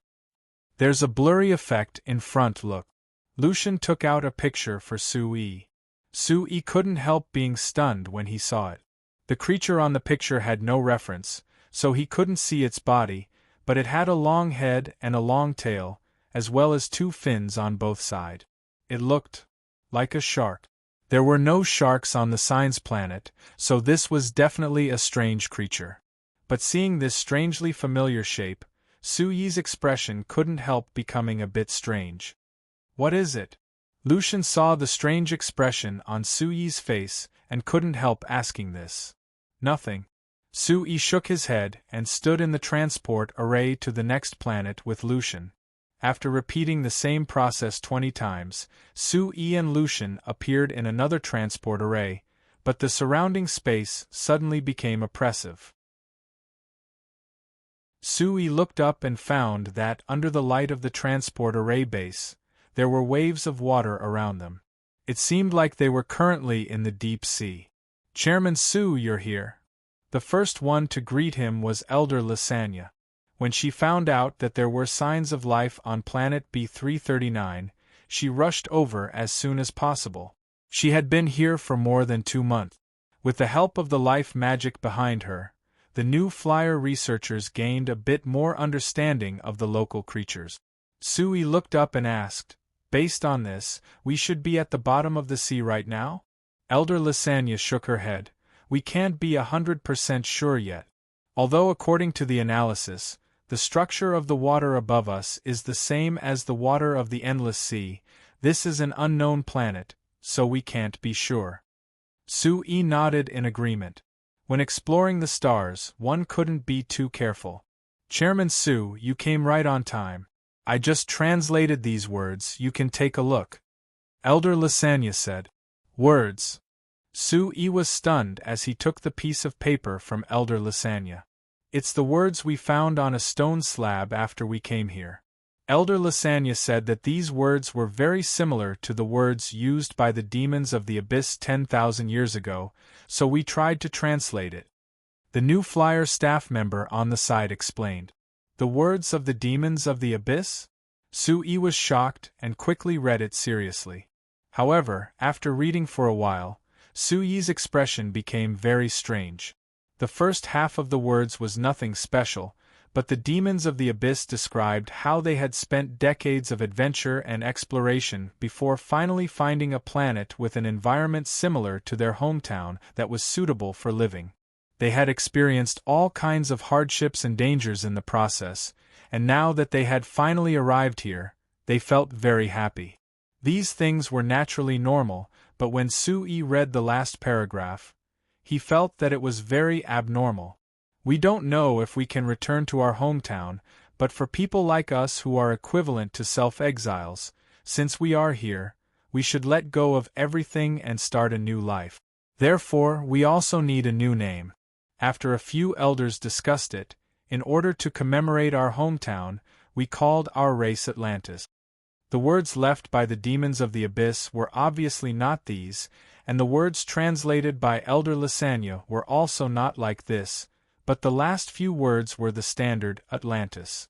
"Chairman Su, what's wrong with you?" Elder Lasagna asked curiously when she saw Sui's strange expression. "Could it be that you see something from this?" Sui turned to look at Elder Lasagna. "You haven't gone up to take a look after coming here?" "Go up? Go up where?" Elder Lasagna asked curiously. "It's up here." Sui raised his head and pointed up, glancing at the various familiar creatures swimming in the water from time to time. He took a deep breath and suddenly cast a magic shield on himself. The next moment, he disappeared from the teleportation array. About 2 minutes later, Sui rushed out of the water with a splash, and then quickly rose into the air with the help of the teleportation array. Soon, he had penetrated the atmosphere above his head and arrived in space again. When he came to a suitable location, he stopped and turned around to look. A huge blue planet came into view. Looking at the extremely familiar planet in front of him, which he had dreamed of many times decades ago, Sui smiled bitterly. "Are you playing with me?" The next moment, his body suddenly fell and landed on a piece of land on the planet below.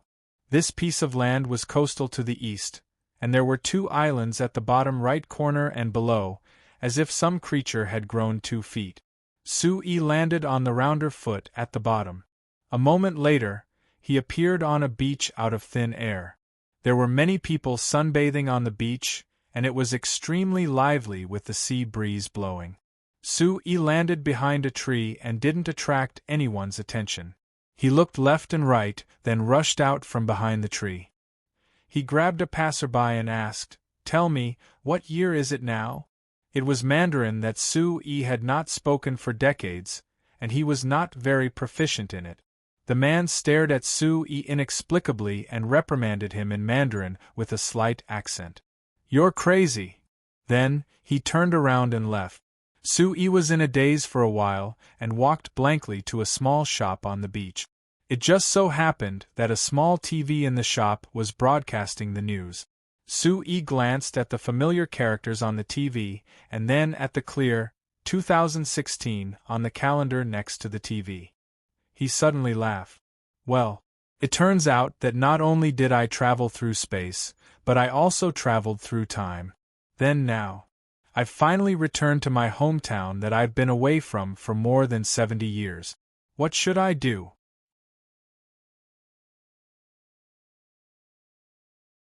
Chapter 1264. After writing the words, "The book is finished," he didn't feel as relaxed as many authors would describe. Instead, he felt a sense of relief, but more than that, he felt a sense of loss and inexplicable melancholy. Finished writing? He finished writing. I'm not a newbie, and this book is far from my first book. However, it's the first book I've written that has more than 4 million words. Before this, the longest I've written was only 7 million words. I actually managed to cross such a huge gap. And what supported this leap wasn't the book's results, because its results couldn't be considered good, but rather faith. There's no need to deliberately hide it. I used to write a few books under other pen names, but it was always difficult to persevere. At most, I could write more than 1 million words. But before I started writing this book, I told myself that I had to persevere and finish it properly. I couldn't just stop updating, and I definitely couldn't do anything stupid. I did it. Although the ending wasn't perfect, and it might even be criticized as a lousy ending, at least the story was written according to my original outline. Actually, there was no point in writing the last part of the story. As for the main character's return to Earth and the collision between the magical and scientific civilizations, that was another story that didn't belong in this book. So for this book, I can still write the words, "the end of the book," without shame. If I write badly, it's because I don't have enough control and pen strength. I'll improve on this aspect in the future. Speaking of the future, he also had to announce his new book. Now that it was the new year, there were a lot of things to do, so it was impossible for him to get back to work right away. According to the plan, the new book will be uploaded at the beginning of March. I hope everyone can continue to support me at that time. Also, since we're talking about Chinese New Year, I'd like to congratulate everyone on a happy Chinese New Year and wish you all the best. Red envelopes, cough cough. I'm so excited to see all the rewards after the event. Okay, I've been naggy for so long. See you at the new book. Chapter 1265. Originally, Su Zhuo was just a cameraman in Jiangnan Province TV station. He thought that he would spend the rest of his life in the provincial TV station, living a mediocre life, just waiting to die. Until one day, he kowtowed and picked up an investiture of the gods. Hey, I just kowtowed to the Jade Emperor. Why did I suddenly become the second-generation leader of Jiangxia? Investiture of the gods? Not only do I have to look for the gods in the heavenly court who are scattered everywhere in the city, but I also have to look for them in places far away and even in different planes. Through the investiture of the gods' missions, Su Zhuo gradually learned that the heavenly court in the myths and legends was completely different from what he remembered. For example, Yu Lao not only gave people red strings, but also green strings. For example, Chang Yi and Canopy Marshall were in love with each other. For example, the 7 fairies were not the daughters of the Jade Emperor and the Queen Mother. For example, the Jade Emperor was not that useless after all. He had completed 2 high-quality books, Optical Brain Wu Supreme and Magic Industry Empire. The old authors guarantee the quality of the books, and the updates are great. Please support me. Originally, Su Zhuo was just a cameraman in Jiangnan Province TV station. He thought that he would spend the rest of his life in the provincial TV station, living a mediocre life, just waiting to die. Until one day, he kowtowed and picked up an investiture of the gods. Hey, I just kowtowed to the Jade Emperor. Why did I suddenly become the second-generation leader of Jiangxia? Investiture of the gods? Not only do I have to look for the gods in the heavenly court who are scattered everywhere in the city, but I also have to look for them in places far away and even in different planes. Through the investiture of the gods' missions, Suzhua gradually learned that the heavenly court in the myths and legends was completely different from what he remembered. For example, Yu Lao not only gave people red strings, but also green strings. For example, Chang Yi and Canopy Marshall were in love with each other. For example, the 7 fairies were not the daughters of the Jade Emperor and the Queen Mother. For example, the Jade Emperor was not that useless after all. I've finished Quantum Brain Wu Zun and Magic Industry Empire, 2 excellent books. The old author guarantees the quality of the books, and the updates are awesome. I ask for the support of all readers. Originally, Suzhua was just a cameraman in Jiangnan Province TV station. He thought that he would spend the rest of his life in the provincial TV station, living a mediocre life, just waiting for death in the provincial TV station. Until one day, he kowtowed and picked up the investiture of the gods. Hey, didn't I just kowtow to the Jade Emperor? Why did I suddenly become the second-generation head of Jiangxia? You want me to become a god? Not only did he have to search for the gods of the heavenly court who were scattered all over the city, but he also had to go to places further away, or even places in different planes to search for them. Through the god investiture missions, Suzhua gradually learned that the heavenly court in the myths and legends was completely different from what he had imagined. For example, Yu Lao not only gave people red strings, but also green strings. For example, Chang Yi and Canopy Marshall were in love with each other.